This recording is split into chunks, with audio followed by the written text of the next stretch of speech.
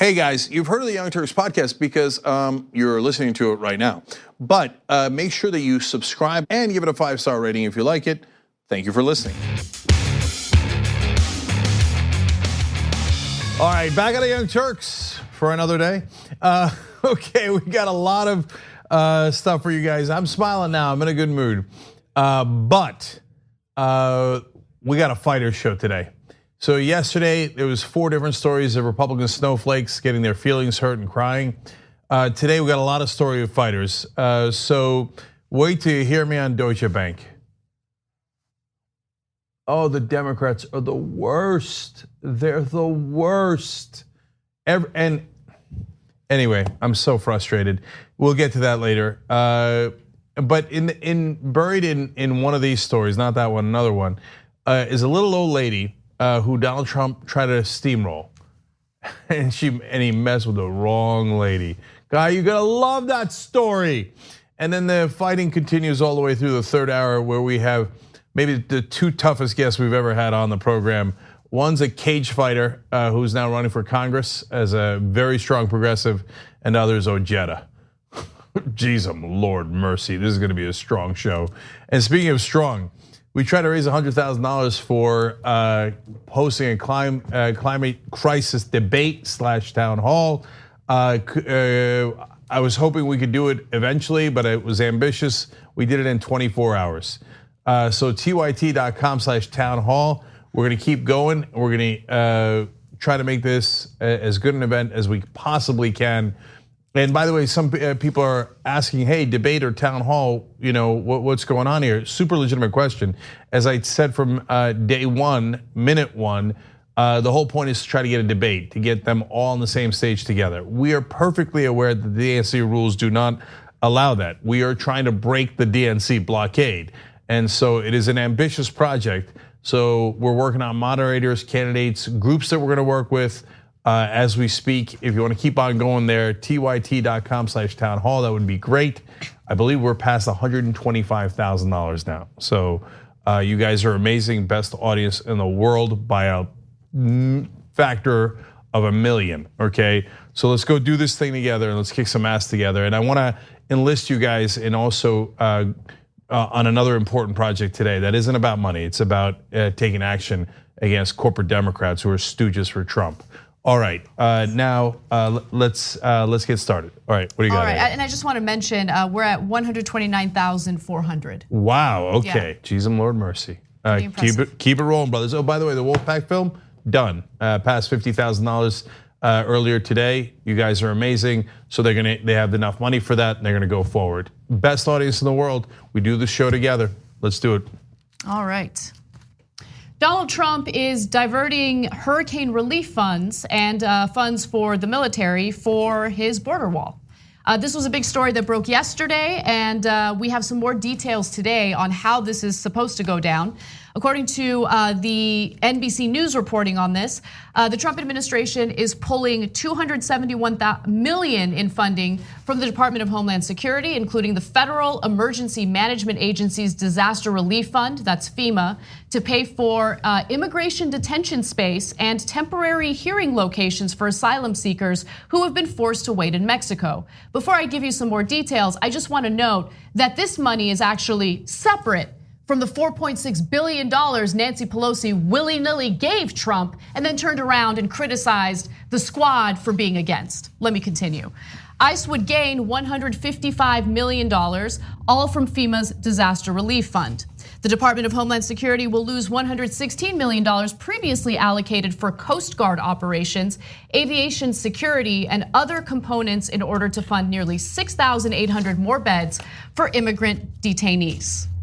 Also, real quick, combined with existing space, the funding would allow ICE to detain nearly 50,000 immigrants at one time. And remember, this is the logical and natural next step after the Trump administration essentially said that they would no longer follow through with the Flores settlement and allow for migrant children to be held and imprisoned indefinitely. Okay, this is of course as another huge hurricane bears down on Puerto Rico. We're gonna get to Trump's comments on that in a second. But first, I wanna go to a hilarious quote from one of his spokespeople, Hogan Gidley. He said the Democrats know that this money isn't being diverted from anything that could be used for recovery efforts or preparedness efforts. Now, let me reiterate where they took it from.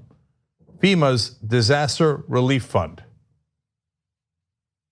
Yeah, okay, so they definitely took it from funds that are meant to help victims of hurricanes, and it would definitely affect the things that Hogan Gidley just said that it would not affect, because he works for a pathological liar who sends them out to lie every single day, and that's what Gidley does. It's a preposterous claim, but they live in an Orwellian world, so they don't care. They can say the exact opposite of the truth and not lose any sleep over it.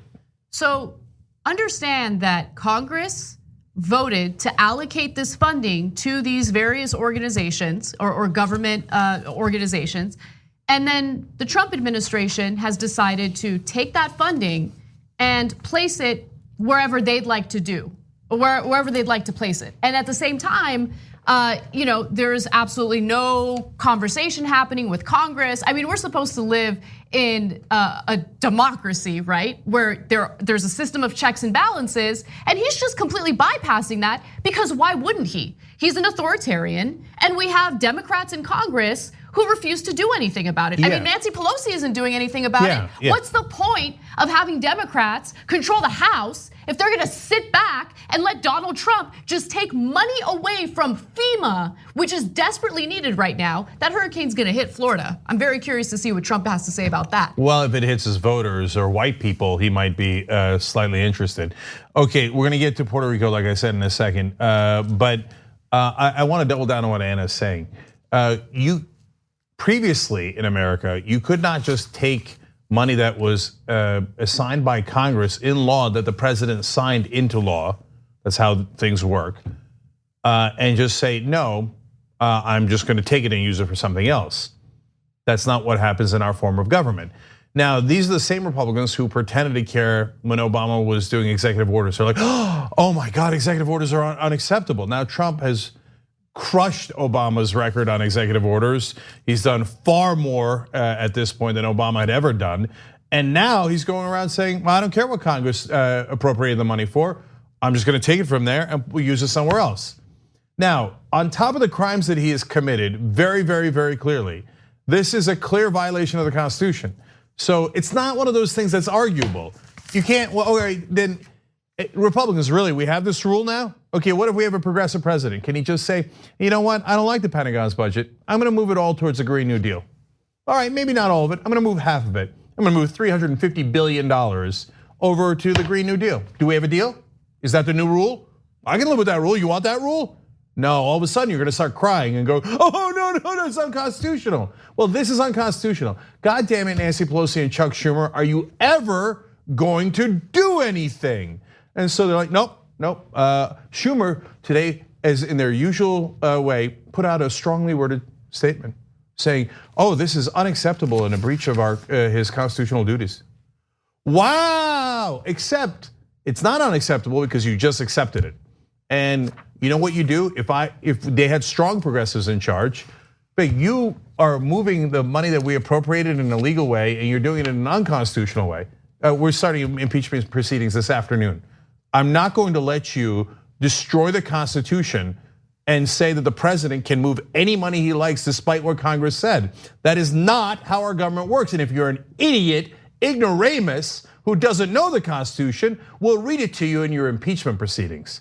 TYT.com/impeach, okay? But it doesn't matter. I mean, look, that's a petition I love and I want to work, but it's not gonna work because Nancy Pelosi is the greatest protector of Donald Trump in the country. Exactly. That's just a fact. Yep. You're right. I want to read a quick quote also from Senator John Tester. He's a Democratic senator, and he says, quote, this is graphic 6, Congress has already deliberated DHS's request and appropriated the highest ever funding for border security and immigration enforcement, which passed on a bipartisan basis and was signed by President Trump. So he's trying to argue, look, we've given you the funding that you asked for. Why are you doing this? This is wrong. And he's very much concerned about Hurricane Dorian and the damage it's gonna do to Puerto Rico and Florida. Well, mistake number 1 was playing this bipartisan game and giving Trump exactly what he wants. Don't give him anything.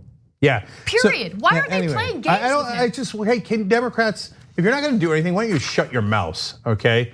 So if you're gonna just sit there and complain like, oh, I can't believe Trump's doing this. You control the House where impeachment begins.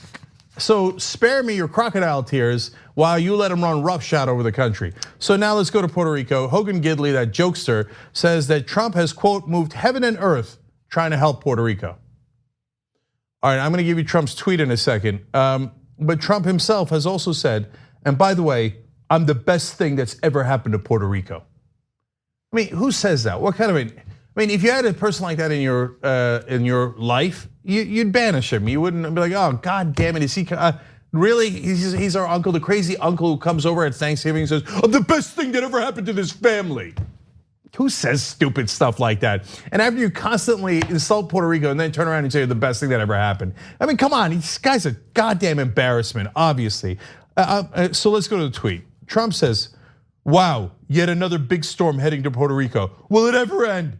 Congress approved $92 billion for Puerto Rico last year, an all-time record of its kind for anywhere. Okay, let's break that down. First of all, of course, as always, lying about the $92 billion, invented number, not true. Okay. Let me break it down for you. Okay. So The Hill reported that in July, Congress actually allocated roughly $43 billion for Puerto Rico, but the island had received less than $14 billion as of May.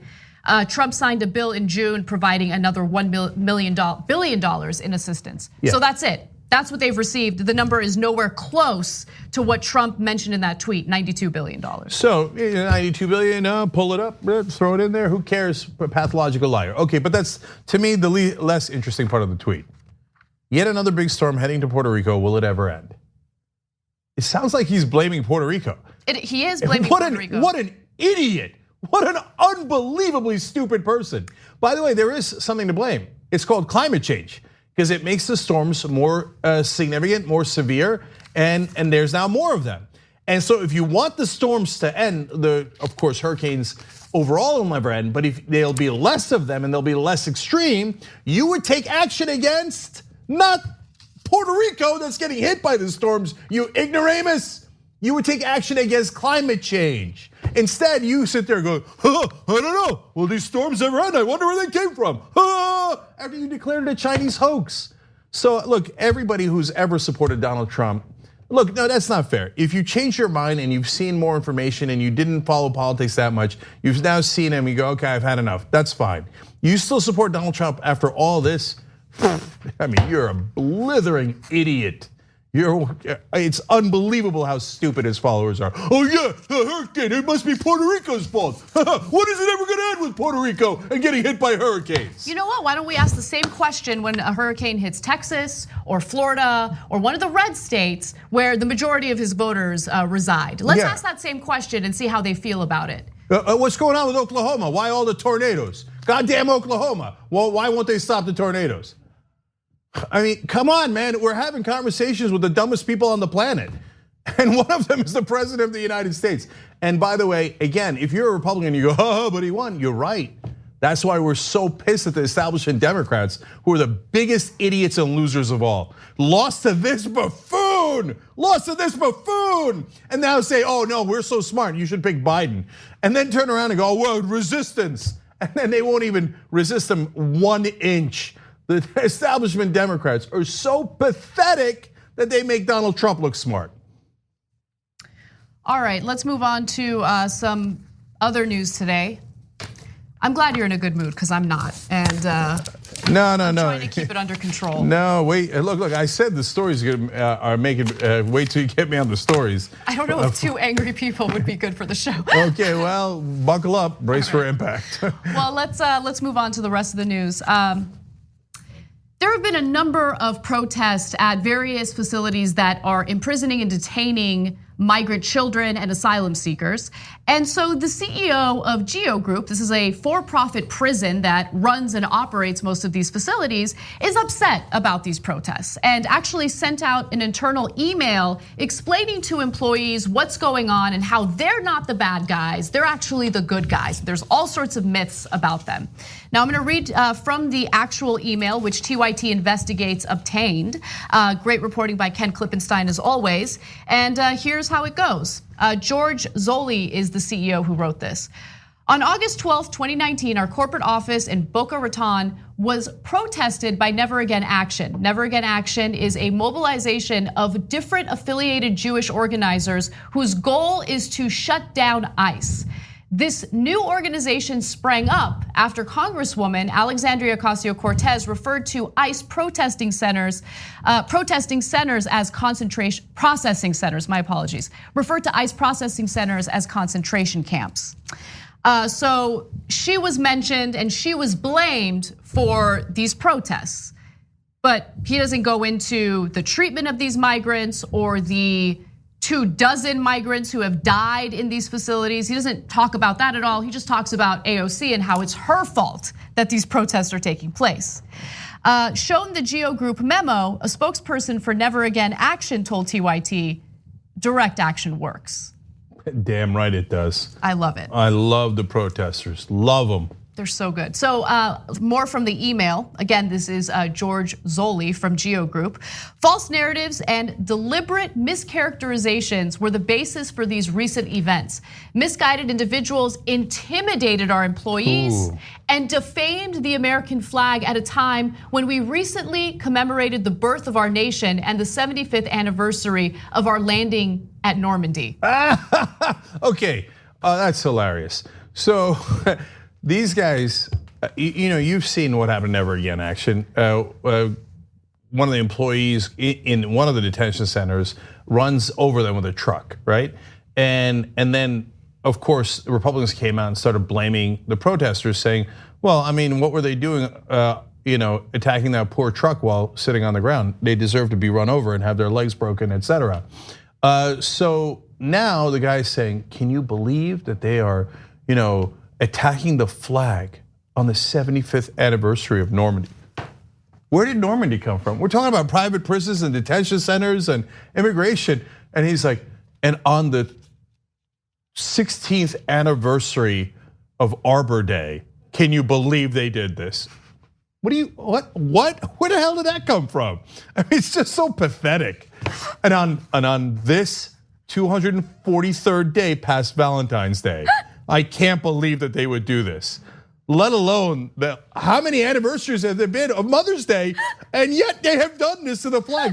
What flag? Okay. By the way, they didn't defame the flag. Of course they didn't. The guy's making everything up. Yeah. So apparently some protesters had taken the American flag down, and he considered that defaming the American flag. Besides which, 24 people are dead because of these facilities and the fact that they've been brutalized and neglected in these facilities. Again, 6 of them were kids.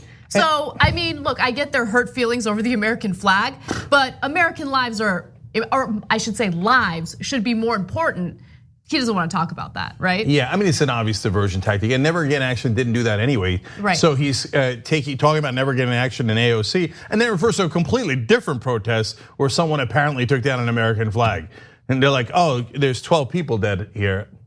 Somebody took down the flag, and right around the corner from Labor Day. Can you believe that? Ignore the dead people.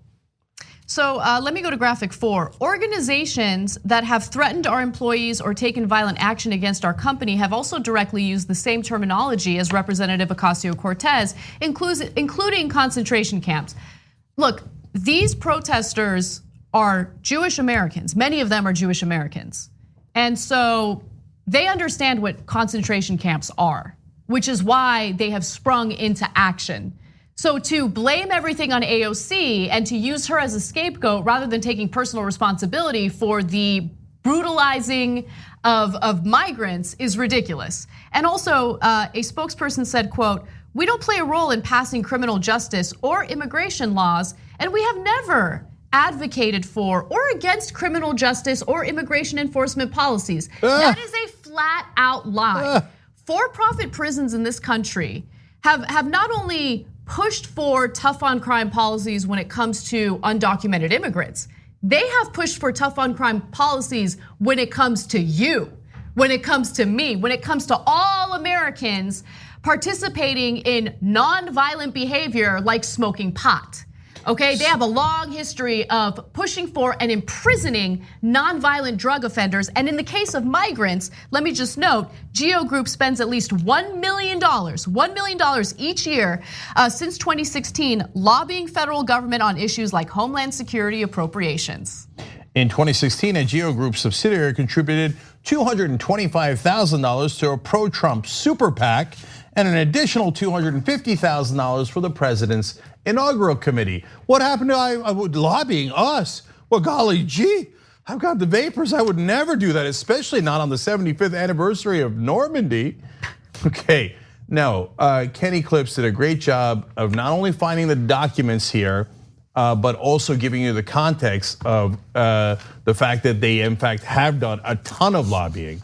So, and I want to thank the audience as always. You made our reporting team possible. They keep breaking these stories one after another after another. Alexandria Ocasio-Cortez then retweeted this story. That's got 30,000 likes on it, and now being looked at by all the media, etc. And you guys made that happen. Without you guys, we wouldn't have Jonathan Larson, Ken Klippenstein, or any of the reporters we've ever had. And I want to say one last thing, which is doubling down on what Anna said. Guys, private prisons have a profit motive to lock up Americans. Right or wrong, it doesn't really matter as far as their profit motive is concerned. And they don't have a second code. Their only code is maximize profit. You know how that's how the markets work. So when you create a private prison, the only way to maximize profit is to stuff more people in those prisons. And if the people in the prisons are guilty or innocent, who cares? You're still maximizing profit. In fact, if you're not pushing for laws that are quote unquote tough on crime, if you're not pushing to imprison more Americans, right or wrong, you should be fired as the CEO of that group because you're not maximizing profit. And so they logically, in this insane system that we have, pour in millions of dollars to buy corrupt, largely Republican politicians, and if any Democrat takes money from a private prison, they should immediately be primaried and ridden out of town and tarred and feathered, okay? And when they cry and say, oh, are you gonna ruin our industry where we get to lock up Americans to make money? Yes. Goddamn right we are. We're gonna drive you right out of business so you can't lock up any more innocent Americans or any other people and have to treat them with this kind of outrageous system and centers that you have. Yes, we will not allow you to make money off of imprisoning and taking our liberty away from us. Hell no. All right, we're gonna take a quick break. When we come back, we have more news for you, including Donald Trump encouraging members of his administration to break the law. Okay, guys, if you wait till you think this first segment was fiery, wait till we get to Alabama, Deutsche Bank, and Donald Trump's trying to take people's land. This show's explosive. We'll be right back. We need to talk about a relatively new show called the Republic, or UNFTR. As a Young Turks fan, you already know that the government, the media, and corporations are constantly peddling lies that serve the interests of the rich and powerful. But now there's a podcast dedicated to unraveling those lies, debunking the conventional wisdom. In each episode of the Republic, or UNFTR, the host delves into a different historical episode or topic that's generally misunderstood or purposely obfuscated by the so-called powers that be, featuring in-depth research, razor-sharp commentary, and just the right amount of vulgarity. The UNFTR podcast takes a sledgehammer to what you thought you knew about some of the nation's most sacred historical cows.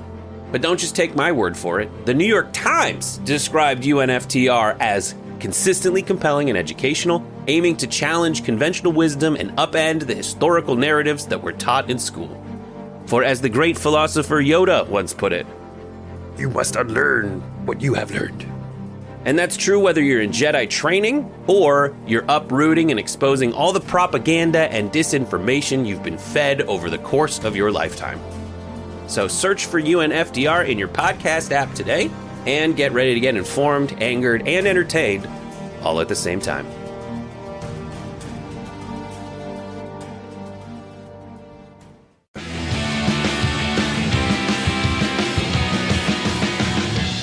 All right, back on the Young Turks. Cynical Angel says TYT investigates rules. Agreed, thank you. Victoria says CNN announced yesterday that they were hosting a climate change town hall with the Democratic candidates. Has TYT mentioned this? I think I mentioned it yesterday when they announced it. Today they announced more details, including that it's going to be 7 hours. Wow. So I think that's good. So what we're trying to do that's different is, first of all, we want to do a debate so they're on the same stage at the same time. We know the DNC does not want that. That's what got us mad in the first place and wanting to break that DNC blockade. So it's one thing when you have normal cable news hosts asking the folks one at a time these questions, and you don't get to compare and contrast all of their plans at the same time. And they're gonna have a framing of how are you gonna pay for it, et cetera, et cetera. We wanna bring real experts that you trust, hopefully have them on the stage at the same time and ask them those questions and drill down and get answers. So that's our hope and our desire, and that's what we're working on now, and you guys have empowered us to be able to do that at tyt.com/townhall. And if you're wondering why, like I said in the beginning of the show, why is it called Town Hall? We're gonna try for a debate, but if we can't get a debate, you guys gave us the money. We gotta do an event. So we'll still bring great moderators, but I don't wanna get there. I wanna try for the debate, and I wanna try incredibly hard to get that to happen and break the DNC blockade. All right, Morno Brown says, I just joined TYT and feel good. Feels so good. Oh, I like that. Like James Brown over here. Makes sense, Morno Brown. Okay, anyway, last one here. Mr. Lumberg says, saw your op-ed in the Washington Post this morning, Cenk. Let us dare to whisper of a dream, #too-strong. Yeah, if you haven't seen that, check out my article about how progressives are gonna win the presidency in the Washington Post, and they actually printed it. So we broke through. Man, we fight for you guys every day. And so finally we got a progressive op-ed in the Washington Post. I wanna give them credit for running it and for you guys having my back. We tried for so long and so hard to break through and get an op-ed in the Washington Post, and it worked today. And of course, it immediately went to the top 3 in their opinion section because there's no other progressive op-eds.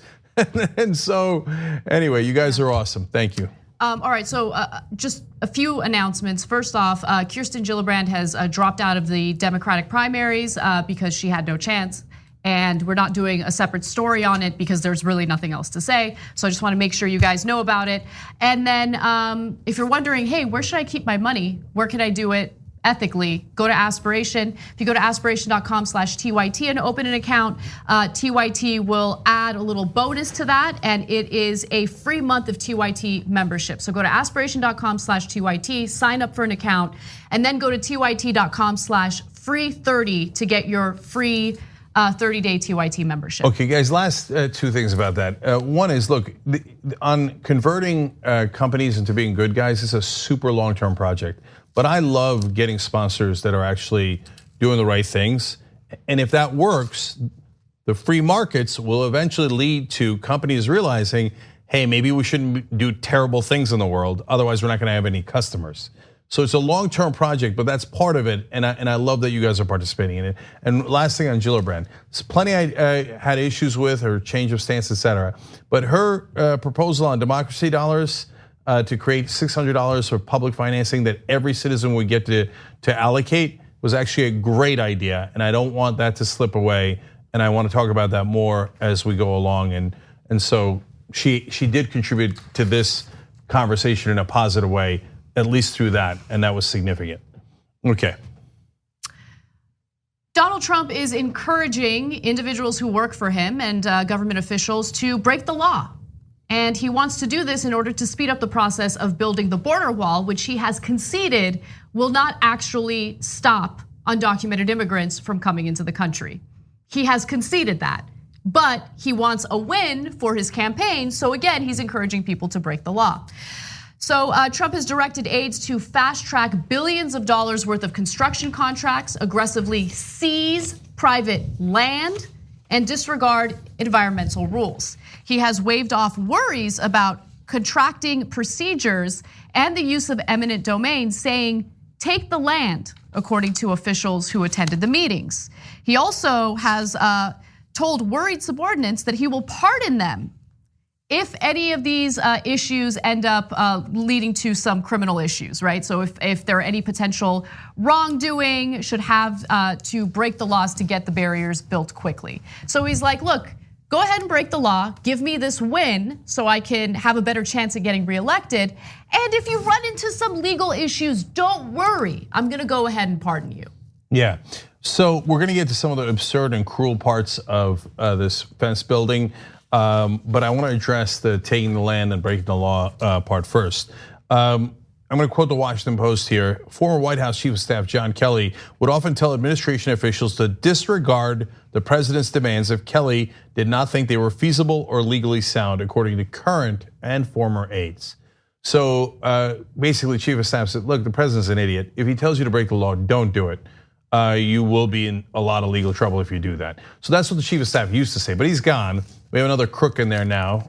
Is he still acting Chief of Staff, Mick Mulvaney? Mick Mulvaney is acting Chief of Staff, and he does not challenge Trump or contradict him in any way. He is nothing more than Donald Trump's lapdog, really. Yeah. And Mulvaney used to talk tough about Trump back in the day. Now he's an ass kisser who's in there. Oh, you want to break the law? That sounds like a great idea. Let's all do it together. And by the way, why do they even have conversations like this? I mean, in previous administrations, if the Washington Post broke a story about how the president ordered his subordinates to break the law, it would have been the biggest story of that presidency. Probably impeachment proceedings would have began, and it would be considered another Watergate. Now it's just Wednesday. I mean, it's the president telling yet another person to break the law, and they think, well, it doesn't matter. The Democrats are never going to hold us accountable. No prosecutor holds us accountable. No Democrat holds us accountable, even though they control the House. Pelosi said we could break the law, so let's just go break it. What is she going to do? Impeach us? Loser. That's what they think of her, and I don't think that they're that wrong because she's not going to do anything. She's not. No. So okay, now eminent domain. I want you guys to remember that conservatives pretended to be against this.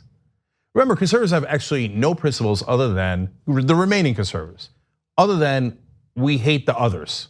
Whoever the others happen to be, Latinos, Muslims, gay people, trans people, it doesn't matter. We hate the others. That's their only guiding principle. They say, oh, we're for free trade. Now they hate free trade. They said, oh, well, we're for legal immigration. We're against illegal immigration, but we love legal immigration. No, they say now you shouldn't do any family immigration and you should kill off most of legal immigration. There's another story about how they're gonna kill off birthright citizenship or a portion of it today. So they don't believe any of that. There's always a lie. And now eminent domain, they're like, the government with their jackbooted thugs coming in and taking private property. No way. Now they're like, oh, eminent domain. You got to take people's private property. When the jackbooted thugs come, they're awesome. You have no principles, none. Give it up. Just say, okay, we're the party of hate and be done with it. Now, there was one other time that Donald Trump tried to do eminent domain. And understand, eminent domain, like it means taking private property. It's the government taking private property and saying, you don't have a choice. And we're gonna give you fair market value, whatever we determine that is, and we're done with you. And in this case, they talk about, oh yeah, don't ask them. No, they're done. You give them whatever money we want to give them and take them off their land. By the way, almost all those landowners are Republicans. What now? We did a story about a year ago or so where they were all crying. They're like, I didn't think he was gonna take my land. Whose land did you think he was gonna take, you goddamn schmucks? Your land's on the border. And you're like, yeah, build a wall, build a wall. So we need your land to build a wall. I didn't know he was gonna do it to me. I just thought he would hate others. Okay, anyway, back when Trump had a casino, he wanted to build a parking lot to hold limousines, literally, okay? So he thought he was gonna run over Vera Koking, who was a little old lady who had been living there since 1961. And she said, no, this is my dream house. I raised my kids here. Earlier, the founder of Penthouse had tried to build a casino there, tried to intimidate her. First, tried to give her $1 million. She's like, nope. He's like, $1 million for your rinky-dink house. So no, I like this house, I don't want to move. She and her husband bought that house together. They raised their kids there together. At this time, she's a widow. It means something to her. Yeah, so Bob Guccione then tried to intimidate her. He built a giant building next to her. He even bought the airspace above her house and built this giant structure above her house to try to intimidate her. She's like, I ain't going nowhere. So he then goes bankrupt. Trump comes in and Trump goes, no, I need the limousine space. Get rid of her, okay? And he tries to get the government to do eminent domain. and take her property whether she likes it or doesn't like it. So she goes, no. First he offered her, by the way, in the process of this, they then offered her $250,000. She's like, I didn't take $1 million, I ain't gonna take $250,000. I don't know if you're hard of hearing. The answer is no, you will not take my private property. They go to court in 1994, takes a bunch of years, they come out, she wins, she kicks his ass. Then you know what happened? This is my favorite part of the story. So they build the Trump Plaza, it's there. Oh yeah, Trump Plaza, so what up, park the limo somewhere else. She saw Trump Plaza go bankrupt and then close down. Let's make her Speaker of the House. I know, man, I know, she's in her 90s now, but God. She'd be more effective. Let's make her Speaker of the Oh, House. she is an American hero, man, Vera Koking. She stood up to Donald Trump and she was in the House when they shut down his stupid ass casino. Oh God. God, I love her. God, I love her. I do too. It's incredible. So I do want to get to other components of what Trump is telling people to do in terms of getting this wall built. First, let me just note, he's in a panic because the wall hasn't been built and he realizes that he hasn't actually followed through on any of his promises to his base. There's a lot of tough talk going on, but he hasn't actually done what his base wants him to do. And so for 2.5 years, he had no problem passing tax cuts for the rich. He had no problem doing things to enrich himself, but he abandoned his base and now he's in a panic. And so that's why he's telling officials to break the law to get the wall built. But one of the things that he's also focusing on is the aesthetic appeal of the wall. Yep. And so he is demanding that the wall is painted or the fence is painted black. And the reason why he wants it painted black is because he likes the way it looks, but also it absorbs heat. Black absorbs heat, we all know that. And so it would be more difficult and painful for people to climb the fence. And then he also wants the top of the fence to be pointy and sharp. So it would cause as much damage as possible if someone does somehow manage to get to the top and climb that fence. So there's 3 different ways that he wants to hurt immigrants trying to climb the fence. One is it's too hot to hold. 2 is the spikes at the end of each of the fences, so hopefully they can get impaled, I guess, that's his hope. And he wants it tall enough, and it's gonna be 18 to 30 feet in the different parts, so that if they fall to their death or serious bodily injury. So this is our president, guys.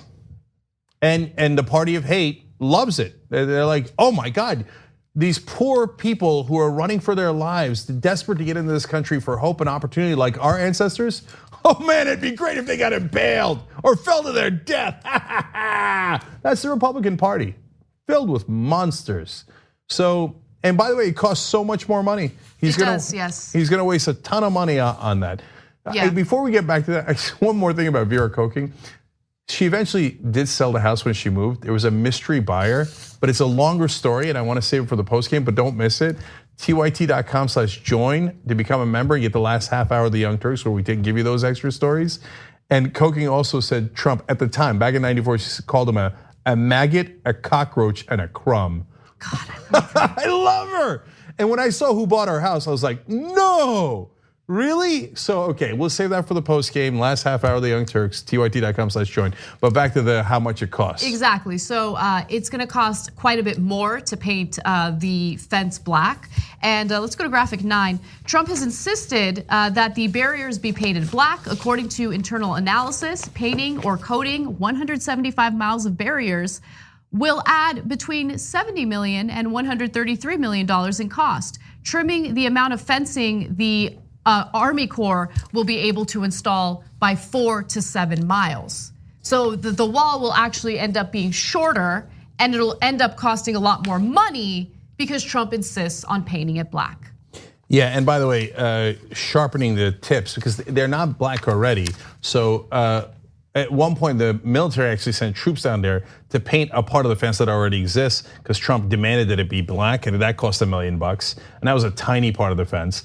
And then they don't have tips, they're not spears, nor do they have heads on those spears yet. So you have to pay extra to actually sharpen the ends of all the fences. So that costs another huge amount of money. This is all taxpayer money.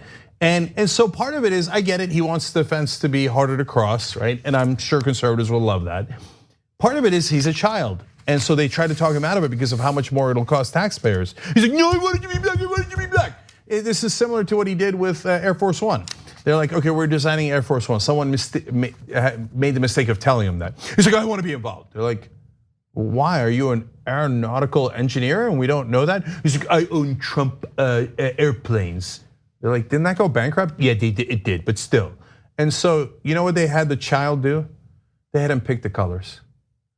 And he said, oh, I made it red, white, and blue. Before it was just blue and white. I added the red. It's much better now. We have a very cruel child as our president. That's why I call him Joffrey Baratheon. I mean, it's nearly a perfect analogy. God, that is so sickening that is our so-called leader.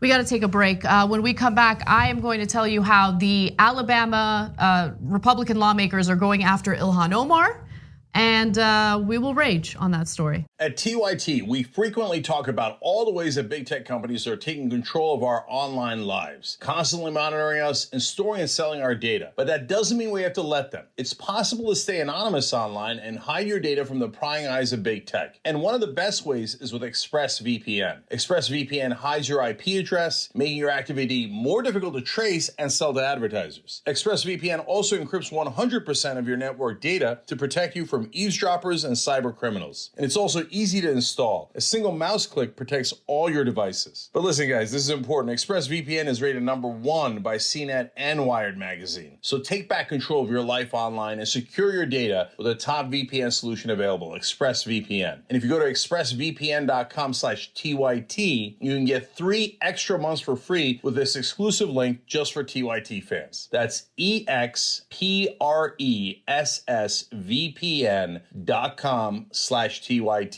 Check it out today. We hope you're enjoying this free clip from the Young Turks. If you want to get the whole show and more exclusive content while supporting independent media, become a member at tyt.com/join today. In the meantime, enjoy this free segment. All right, back on the Young Turks. So many moving messages here. Hockey Lori writes in, it's my birthday. I gave myself the gift of a donation to the Climate Change Town Hall. Keep up the good work. Thank you, Hockey Lori. You guys are amazing. tyt.com/town hall. It's now past 130,000. Keep it going. There it is, 130,608, 4,640 individual donors throughout the world. J.M. Frazier says if CNN's climate change event happens before TYT's debate, which it will, we won't be able to plan it in time to get it ahead of that one. Our moderators will have the answers the candidates have already given and be able to skip past asking them for those answers and can go straight to challenge them on those answers. This could be a really good thing. P.S. Any chance we can get Tom Morello as a moderator? I have to confess that is a unique idea. We had not considered that. All right, we'll put him on the list. To consider. Gabby Marita says by not moving forward with impeachment, Nancy Pelosi has normalized, possibly even legitimized criminal wrongdoing by the executive branch. And last one, Kel says, literally waited all day for my salary to clear just so I could donate to the TYT debate on the most crucial issue of climate change, which impacts every one of us across the globe. Hashtag love from Trinidad, hashtag TYT Army, hashtag worldwide. Guys, we owe you a heavy responsibility. So we're working overtime to try to get this thing right for you guys. You amaze me and inspire me every single day. Thank you. Let's talk about Trump's taxes. Democrats in the House Ways and Means Committee have subpoenaed Donald Trump's taxes along with the tax returns for his 3 children.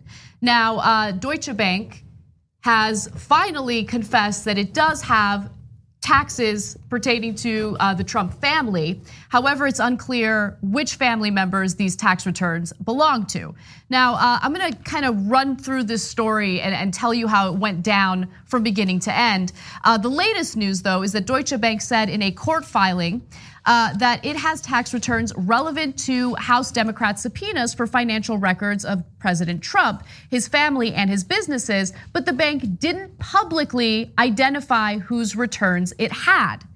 The bank also said in its letter, and this is a court filing that they again put out today, in its letter to a federal appeals court in New York that it has tax returns related to parties not named in the subpoenas, but who may constitute immediate family within the definition provided in the subpoenas. Now, what's also fascinating is that this latest news really does go against what Deutsche Bank was trying to do last Friday, where it was trying to really hide whose taxes and whether or not it even had any taxes of any members of the Trump family. During the court proceeding on Friday, the banks repeatedly refused to tell judges whether they possessed Trump's tax returns, citing contractual obligations. And we have some sound from that proceeding in this next clip. Take a look. Does the bank have tax returns of any of the named people or entities? Your Honor, given contractual obligations and other legal obligations, that's unfortunately not a question that we're able to address. The bank has contractual. What privilege are you asserting? The bank has contractual obligations to its clients related to confidential. You think you can contract away the opportunity to answer a court's question without a privilege such as the Fifth Amendment or something comparable? You can just say, we told our client we won't do it? That's an excellent question. Yeah. They're like, we told our client that we would money launder for them and not tell the courts of our illegal actions. Oh, well, I didn't know that, my bad. Okay, so go ahead. And I don't say that lightly. Deutsche Bank has been proven to money launder. You're never gonna guess for who. Russian oligarchs. Wild coincidence, or perhaps not. Yeah, exactly. So as a result of that line of questioning, they had no choice but to put out this court filing indicating that they do in fact have the tax returns of Trump family members. Although at this moment, it's unclear which family members specifically they have the tax returns of. Now, one other thing that I wanted to mention is that this is what the House Democrats are doing in terms of holding Donald Trump accountable. They want access to his tax returns. Donald Trump has been fighting this aggressively, and he is appealing the court's ruling that Deutsche Bank must hand over these tax returns. Now, the whole point of looking into his tax returns isn't, to embarrass him, although I'm sure there's embarrassing stuff in there. It's to see whether or not he has certain dealings with foreign governments that could influence his decision making. It's to see whether or not he inflated his assets to commit tax or to commit loan fraud, right, in obtaining loans from Deutsche Bank, or whether or not he deflated his assets in order to do tax fraud. And whether he's working with the goddamn Russians, okay? Yeah. So look, let me be clear about a couple of things. And let me tell you how at fault the Democrats are in this situation, unfortunately. And then I want you to do something about it. So what I don't want the tax returns for is to embarrass Donald Trump. And you think like, hey, Cenk, you hate Donald Trump, who are you kidding? No, I'm serious. If the government gets his tax returns and it shows that he's broke and he's an idiot buffoon who's doesn't have 10 billion, doesn't have a billion, doesn't have any of those things, I know that. Don't leak that stuff. That's not right for the government to get the information. They're just to leak politically damaging information. I would hold the Democrats accountable if they did that. And yeah, we'd be proven right, et cetera. That's not the point though. You get the tax returns for legitimate reasons. The reason is, as Bill Pascrell said, he's a congressman from New Jersey. Well, the American people have a right to know if their president's a crook. It's not that complicated. If his tax returns are on the up and up, but they show embarrassing stuff, let it go, right? But if his tax returns show, wait a minute, now all of his money's coming from the Russians. Deutsche Bank is doing money laundering for the Russians. Trump's also got his money there. And then we're gonna get to Lawrence O'Donnell's speculation in a second, which honestly, I totally believe. Anyway, we'll get to that. Well, then we gotta know. Look, guys, the incompetence of the Democrats knows no bounds. So Donald Trump's kids have said publicly, we got all our money from the Russians. Oh yeah, I wonder why is Trump doing this with the Russians? It probably had to do with Hillary Clinton's hurt feelings. I can't figure it out. It had to do with the election, right? Why we lost, otherwise we wouldn't have lost, right? Okay, get beyond it. So why is he doing weird things like saying, hey guys, I want to hurt all of our allies in NATO, but I want to make sure that we bring the Russians back into the G7.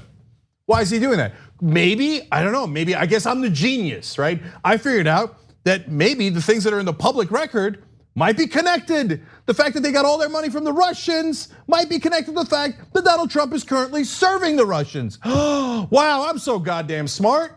I mean, how could you not see that? And so why am I angry at the Democrats? Do you know that they could have his tax returns tomorrow? Like if you're watching the press and cable news, you get, no, they're doing the suing and they're working hard. No. New York passed a law saying that the head of the House Ways and Means Committee can ask for Donald Trump's New York state tax returns. And Richard Neal, the Democrat put in charge of that committee by Nancy Pelosi, says, I don't want them. What? What on God's green earth? Well, look, to be fair, I mean, they're just looking ahead to the future because they know that if they were in a similar situation, if there was a Democrat in office and there were some investigations going on, the Republicans would play nice and they wouldn't follow through with what that law allows them to do, which is obtain the. I mean, come on, at this point, I almost feel like they're political operatives that have been put in place by Donald Trump. No, very close, very close. They're political operatives put in place by Donald Trump's donors. So the same corrupt donors give money to Richard Neal, Nancy Pelosi, and Donald Trump. And then voila, the resistance turned into the assistance. So what I'm saying is so obvious that if I was you, I'd have trouble believing it. So you could look it up. There's a Vox article, there's a Washington Post article. You could look it up anywhere you like. Yes, New York passed a law. Andrew Cuomo signed the bill into existence. And it says specifically, Richard Neal can ask for the Ways and Means Committee chairman can ask for it, and he won't ask for it. They're like, why the hell won't you ask for it? He's like, well, I don't want it to seem partisan. But wait a minute, we're not asking you to have it be partisan. We're asking you, is the guy a crook? And there's no way of knowing. And he waited 4 months to ask for his federal tax returns, where everybody's like, why won't you ask for them? He gets primaried and he's like, oh yeah, federal tax returns, sure. And still for the New York State tax returns, he won't do it. So guys, you gotta get him out. Richard Neal is in that sense politically public enemy number one. Because he is the biggest defender of Donald Trump in America today. Bill Barr couldn't defend him that much because he's not a Democrat. Bill Barr doesn't control the House. Pelosi and Richard Neal do. And so we're gonna start with a petition. We'll put it up later tonight, tyt.com/tax returns. We're asking for the simplest thing in the world. And guys, when I say public enemy number one, I want to be super clear. I said political, I mean political. Keep it 100% political, electoral, ideological, okay? We're asking for the simplest thing in the world. Ask for the tax returns. You're the only guy in the country who can do it. You have no excuse for not doing it. If you're asking for the federal tax returns, why wouldn't you ask for the state ones? You know why he's not asking for the state ones? Because he can get the state ones and he doesn't want them. Because then, oh my God, we'd have to fight Donald Trump and our donors would be so upset. And by the way, we're raising a lot of money by having the boogeyman out there. Oh, Donald Trump is so scary. Send money to Richard Neal right away. Send money to Nancy Pelosi right away. And Nancy Pelosi admitted it, which is great for fundraising. They're the worst. And then we're gonna work on surrounding Richard Neal's congressional office, not his home, and not in a physical or threatening way. Politically, do sit-ins, do civil disobedience, okay? Go occupy his Massachusetts office, go occupy his Washington office. Look, we'll work on helping you guys in how to do that because I can't take it anymore. Nobody on cable news is talking about it. Nobody's talking about the fact that Richard Neal can just ask for the goddamn returns and he'd have them. But no, I want to help Donald Trump. Nah, and then they tell me they're my colleagues. Oh, Cenk, they're your colleagues. Oh, by the way, get his ass out of office. We have to beg? We have to beg and plead for a Democrat to fight Trump? No, Alex Morse is running against him. JusticeDemocrats.com/Morse. JusticeDemocrats.com/Morse. Go give him money, go volunteer for him, and make sure that you get this Richard Neal the hell out of Congress.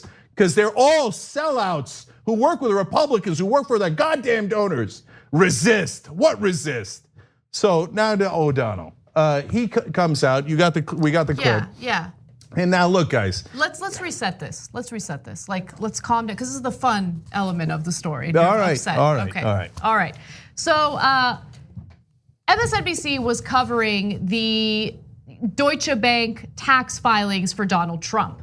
And one of the elements of this story is that Donald Trump obtained loans from Deutsche Bank when he had absolutely no right to obtain those loans, right? And so how did he get his hands on those loans?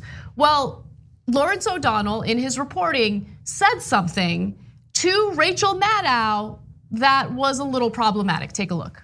I stress if true because this is a single source. This single source close to Deutsche Bank has told me that Donald Trump's loan documents there show that he has co-signers. That's how he was able to obtain those loans, and that the co-signers are Russian oligarchs. What? Really? That would explain, it seems to me, every kind word Donald Trump has ever said about Russia and Vladimir Putin, if true. And I stress the if true. Maybe wait until you verify that it's true before you make this public. Yeah, I got you. And everybody's yelling at him. He had to apologize. We'll give you all that. I believe him. And so I grant you that it's a single source. I grant you that it's speculation. I 100% believe him. No, I get it, but you have to wait for it to be confirmed before you air it. No, I just told you it's speculation. Yeah. And so, well, look, guys, it's Deutsche Bank got busted for money laundering for the Russians. Donald Trump's family has said we got all our money from the Russians. Guess where their money is? In Deutsche Bank. Why did Deutsche Bank give Donald Trump hundreds of millions of dollars in loans when no other bank on the planet would do it? That's a fact. They laughed him out of the room. Every other major bank in the world laughed him out of the book. Why? He has 6 bankruptcies. And he then, after the bankruptcies, he rubs it in and he goes, it's smart business to not pay your creditors. So which bank in their right mind would ever give him money? Does he have a co-signer on the loans? Of course, I guarantee it. Here, I 200% guaranteed. Of course he has a co-signer on the loans. Nobody's gonna give you hundreds of millions of dollars when you're known for ripping off your creditors. No one in their right mind would ever do that. Of course he has a co-signer. The question is who? And it's not that complicated a question. It is, I would be shocked if it weren't Russian oligarchs. Of course it is. The only reason we haven't uncovered it yet is because of the bumbling fools that are the Democratic Party. I don't know, what it could be Donald Trump's ties to the Russians. I can't tell. I don't know. His sons have said over and over again, we got all our money from the Russians. Well, that's because they like to play golf. And Nancy Pelosi believed them? Because the Russians like to play golf. It doesn't take a genius to figure it out. It just takes really, really stupid people like Democratic leadership to not figure it out. All right, Lawrence O'Donnell apologized later via Twitter and said, last night I made an error in judgment by reporting an item about the president's finances that didn't go through our rigorous verification and standards process. I shouldn't have reported it and I was wrong to discuss it on the air. I will address the issue on my show tonight. Yeah, so there comes the public flogging, etc. And I get it, they have to go through a process. Our reporters have to go through a process. So that's right, you should have that process. Anna's right. You got to get the facts right first. But I would be shocked if his source was wrong. All right, we got to take a break. When we come back, that Ilhan Omar story that I promised you, and then later, conservatives discuss black culture. Can you imagine how that went? We'll be right back.